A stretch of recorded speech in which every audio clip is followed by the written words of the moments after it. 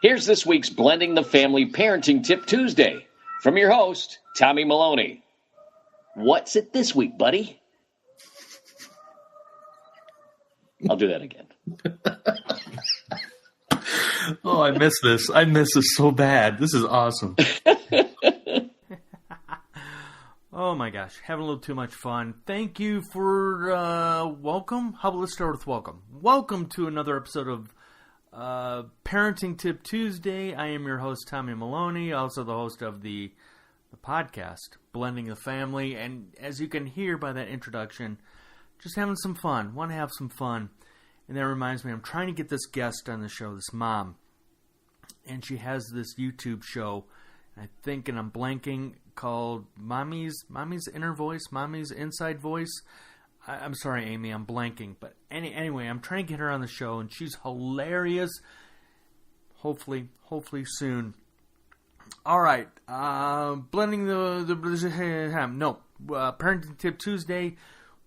We are going to talk about co-parenting. We're going to talk about three little topics: communication, something I call sit or don't sit, and number three, we're going to go back into taking a little bit deep dive into, yes, I hate to say it, taking the high road, okay? All right, Parenting Tip Tuesday, here we go. Part of co-parenting is communication. Now, I have seen different ways blended families have used communication. So, for example, when Ann and I were first dating and married and living together, all that stuff, her and her former spouse had a notebook that went back and forth. I think that's a great idea. However, the only downside is both parties have to stay consistent on that notebook. I think it's a great tool to have, a notebook as far as communication of letting the other parent know what's going on. Maybe during that week they weren't feeling well, and maybe they possibly, I don't know, got an award at school. But anyway, so you have a journal, you have a notebook, and you keep track of things that are going on. But as I stated, the other party, the other parent, has to stay consistent on it as well. Okay.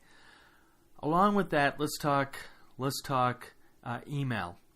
Now, I didn't learn. Let me rephrase that. I learned that the hard way, and that is why email is beneficial, and that is you can keep track or you can keep records of conversations you had with your spouse. This, and say it with me. Say it with me after I say it. Tommy is not a lawyer. Say it with me. Tommy is not a lawyer. However, I want to mention, again, this is the benefit of having email, and that is you have records. Worst case scenario, you end up in court, hint, hint, which I did, and I wasn't as due diligent with keeping emails as my former spouse. So I have learned, I've learned the hard way why email is very, very important to use versus text messaging. Okay, I hope that makes sense. Another thing, as far as communication goes, working co-parent, my former spouse and I, we actually tried this for a while, but again, you have to have both parties, and I'll take the blame on this one. We tried a Google Calendar, and we were trying to, match up schedules, trying to match up events, and things like that. This could be another vital tool that you use with your former spouse. Just like the notebook, though, somebody's got to make sure that things are happening. But then, again, let's talk about the email. This is where the email will also come in play, saying, for example, on Tuesdays, I have to email my former spouse letting her know when I am picking up our son, Connor. That makes sense, okay? Communication, okay? find things that work for you and your former spouse. But co-parenting is so key. As I start thinking more and more about this, I don't want to preach or get on my soapbox, but here's one thing I want to talk about co-parenting. We're going to stay on this communication thing, and this is where it's important, and that is, don't be one of those parents that says something to the effect, well, and I'll generalize, well, he doesn't pay me enough child support, therefore he doesn't get to see the kids. Wrong. What's the benefit in that? How are you helping your kids out by not giving them the opportunity to spend time with their mom or their dad? Therefore, communication is key. Being very honest and transparent with that other parent, that your former spouse. And what I'm trying to say here is, if there's a situation where, hey, for example, I'm not going to be able to make a payment, can you work with me? And if they say no, they say no. And, again, Tommy's not a lawyer, but there are times where you might have to lawyer up. All right, communication. That's number one. Number two, sit, don't sit. All right, a while back, I saw this, I don't know where. I think I saw it. Might have seen it on Facebook. I saw it somewhere on social media. Anyway, there was this family, this blended family, and they all had the names on the back of their, I think it was a daughter who played soccer, and all the family members had soccer jerseys. And what they did was, one said mom, one said dad, one said stepdad, one said stepmom, but they all hung together. They all stayed together while they watched their daughter, and they supported their daughter that way of showing a unity. Fantastic. If you've heard on this show, so for example, on this podcast, we've had starving stepmom, and one of the ladies, I can't remember which one it was, but one of the ladies said, that's not normal, and I agreed, that's not normal. So I'll use our family for an example. If I go to an event for, let's say, one of the daughters, we'll say Becca, because Becca still has volleyball going on right now, we kind of all sit together. So we're very near Becca's dad, Becca's dad's wife, and actually Becca's grandparents. And then my wife Anna and I, we're not sitting close to them, but we're sitting right by them. Flip side, when I go and watch Connor play hockey, when I'm not coaching, I'm one of those people, I have to stand. That's number one. Number two, I don't stand or sit near my former spouse. We just don't like each other. That's the bottom line. And some of you might be rolling your eyes going, really? That's hard to believe. You're such a likable guy, Tommy. I know. Sit by your former spouse. Don't sit by your former spouse. The key here, and this is the key for blended families, support the kids. It doesn't matter if they are your blood child or not. Support them. They love it. They want as much family in that gym, in that rink, for that school play, in that audience, in that auditorium. They want support. Put your ego aside and show up. Okay? And finally, I hate to say this, but I'm going to say it. The high road. There are times where you do have to take the high road.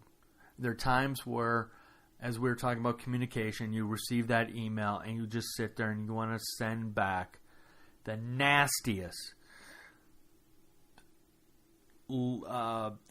email laden every other word with F-bombs and more F-bombs. Don't. Or write it out, type it out, have somebody look at it, and then have, after they've looked at it and maybe even edit the wording, delete it. Okay? I am a walking oxymoron when it comes to taking the high road. And this is part of my learning process as probably yours.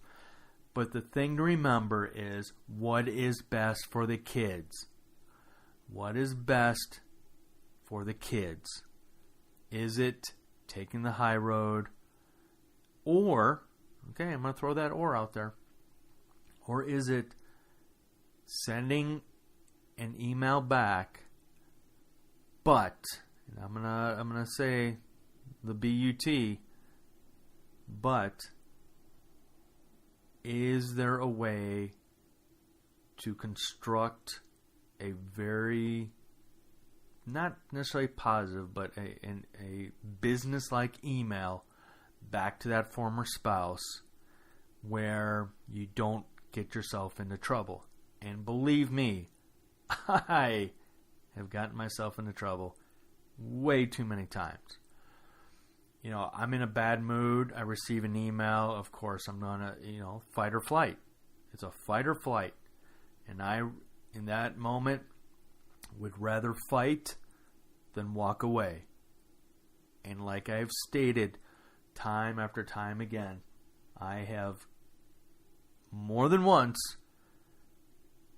put myself in a position of I shouldn't have done that. Can't take it back. Can't take it back. I've put my foot in my mouth. I've, put my head up my derriere, so to speak. Anyway, co-parenting. And remember, co-parenting is not about you. It's not about your former spouse. It's about the kids. Take the time to think about communication. Think about how are you going to support your kids. And again, support doesn't just mean your kids. They are your kids. Bonus, non-bonus. They are all your kids. Support them. And finally, there are times where you need to take that high road. I know. And I'll be the first to admit, and I'll be the first not only to admit, I'll be the first with my hand raised going, I screwed up. I didn't take my own advice. And I'm one of those people that when people ask for some help or some advice, I give it to them. But there are times where I am an idiot when it comes to taking my own advice. Okay? Once again, communication, sit or don't sit, take the high road. Okay? That is your Parenting Tip Tuesday. I hope you enjoyed it. Thank you for listening. Thanks for tuning in. And before I sign off, I want to say one thing, and that is, Tommy's not a lawyer.